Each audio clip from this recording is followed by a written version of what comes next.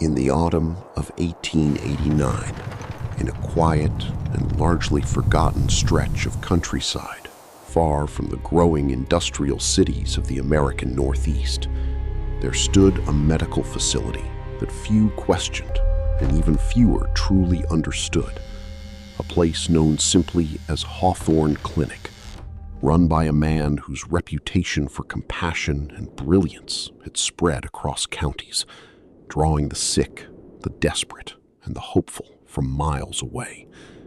Yet for all the stories of healing and recovery that seemed to surround his name, there existed a detail so subtle that it went unnoticed for years, until someone finally dared to ask the question that should have been obvious from the beginning. Why did none of his patients ever come home? The town of Briar's End was not large, nor particularly remarkable, a settlement of fewer than 200 souls, surrounded by fields that stretched endlessly toward the horizon, and forests that seemed to swallow the light as soon as dusk approached. A place where news traveled slowly, and trust was not easily given. Yet in the case of Dr. Elias Crow, that trust had been granted without hesitation. He had arrived nearly a decade earlier, in the spring of 1880, at a time when illness had swept through the region with a cruelty that local remedies could not contain, bringing with him not only knowledge, but an air of quiet authority that immediately set him apart from the traveling physicians who occasionally passed through. And within months of establishing Hawthorne Clinic just beyond the edge of town, he had succeeded in doing what no one else could. He had brought the dying back from the brink. Or at least, that is what people believed.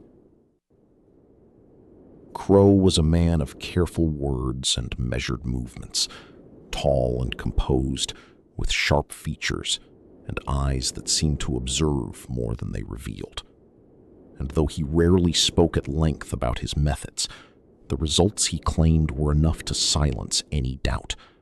For families who had once prepared to bury their loved ones instead found themselves reassured that recovery was possible, that treatment would take time, and that the best thing they could do was trust him. And so they did. Patients were admitted to Hawthorne Clinic under the promise of long-term care, a necessity, Crow would explain, for conditions that required isolation and consistency. And while it was unusual for treatment to last weeks or even months, the doctor's confidence made it seem reasonable, even reassuring. Visitors were discouraged. Rest is essential, he would say. Recovery demands patience. Letters were occasionally sent. Short, reassuring, carefully written, and signed not by the patients themselves, but by the doctor. At first, no one questioned it. After all, people were accustomed to loss, to uncertainty, to waiting. But over time, something began to change. A pattern emerged, slowly, quietly, almost imperceptibly at first, until it became impossible to ignore. People went in, but they never came out. No funerals were held. No bodies were returned. No graves were dug. It was as if those who entered Hawthorne Clinic simply ceased to exist. Yet no one spoke of it openly, because to question the doctor was to question hope itself. And in a place like Briar's End, hope was not something people were willing to lose. It was in late October of that same year that a man named Samuel Reed arrived in town, a quiet but determined individual whose presence would mark the beginning of the end for the mystery that had lingered unchallenged for far too long.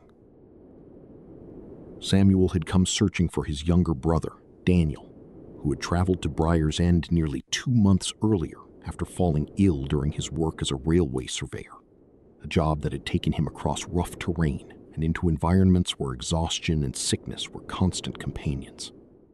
And though Samuel had received a letter shortly after Daniel's arrival, assuring him that he was under the care of a skilled physician and would soon recover, no further communication had followed. At first, Samuel assumed the delay was due to distance or circumstance. But as the weeks passed without word, unease began to take hold. And so he traveled to Briar's End himself. The townspeople greeted him with cautious politeness, offering directions to the clinic and little else. Their answers brief, their expressions guarded, as though they were reluctant to say too much. When Samuel asked if anyone had seen his brother recently, the responses were vague. He's being treated. The doctor knows best. He'll be fine. But no one could say when they had last seen Daniel, or if they had seen him at all. Hawthorne Clinic stood at the far edge of town, separated from the nearest homes by a stretch of open land that seemed deliberately cleared, as though distance itself were part of its design. A large wooden structure, reinforced with stone at its foundation, its windows tall but narrow, allowing light in, but revealing little of what lay beyond. Samuel approached in the fading light of afternoon, his boots crunching against the gravel path as he reached the entrance and knocked firmly against the door.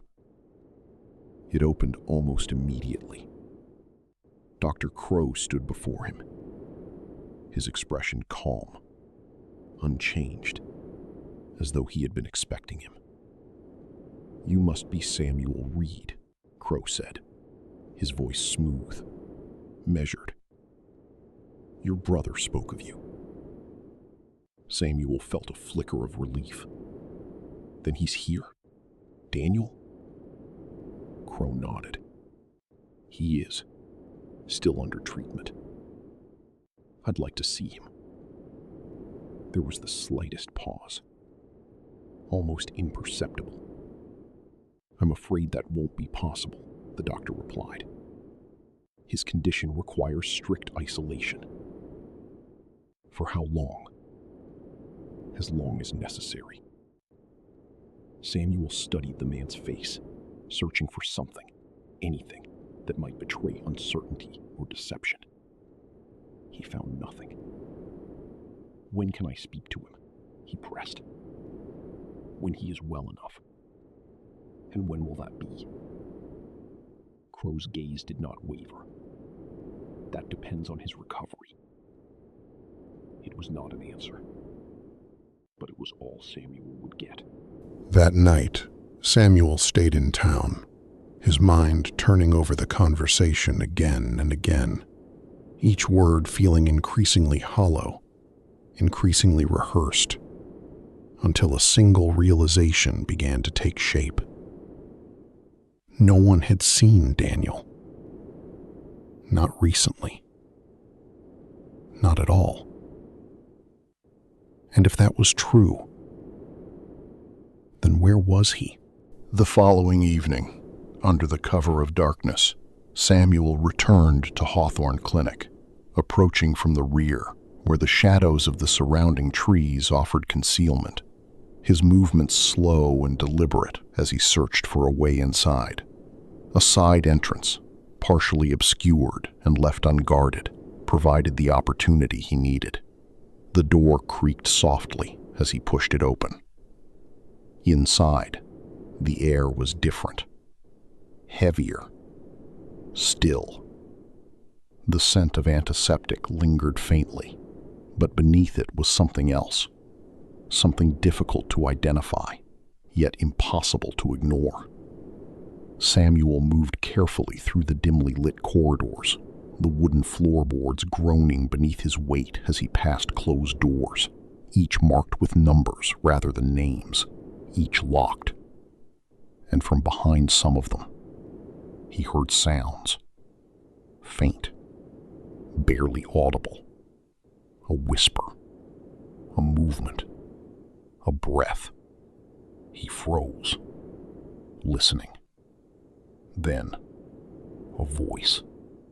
Soft, desperate. "Help me." Samuel's heart pounded as he turned toward the source, pressing his ear against the door. "Please." The voice was weak, strained, but unmistakably human. Samuel reached for the handle. Locked. He stepped back, scanning the corridor, his pulse racing as the realization struck him with terrifying clarity. They weren't being treated. They were being kept. Deeper within the clinic, he found a staircase leading downward, its entrance partially concealed, as though it was not meant to be easily discovered. Without hesitation, he descended. The air grew colder, the silence heavier, until he reached the bottom. What he found there would haunt him for the rest of his life. A hidden ward, rows of beds, figures lying motionless, others sitting, staring blankly into nothing. Dozens of people, alive, but not living. Some turned their heads as he entered, eyes hollow, expressions empty. "How long?" Samuel whispered, barely able to form the words.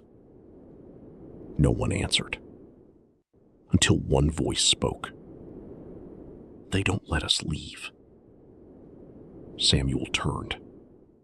A man, older, frail, watched him with a mixture of hope and resignation. "He says the world outside is what made us sick," he continued, "that we're safer here." Samuel's stomach turned. "This isn't treatment," he said. "No," the man replied softly. "It's forever." Footsteps echoed above. Samuel's blood ran cold. He wasn't alone anymore. And somewhere in the clinic, Dr. Crow was returning. Samuel tried to free them. He unlocked what doors he could, urged them to move, to run. But many didn't. Some couldn't. And some refused.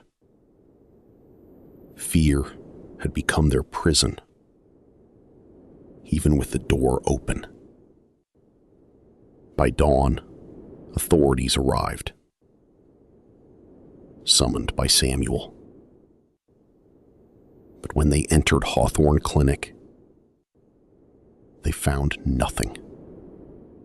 No patients, no hidden ward, no evidence. Only empty rooms. And Dr. Crow, gone. Vanished. As if he had never been there at all. Years later, in a town miles away, another clinic opened. Run by a new doctor. Quiet. Respected. Trusted. And once again, patients went in, but never came out. Because some horrors don't end. They simply move on.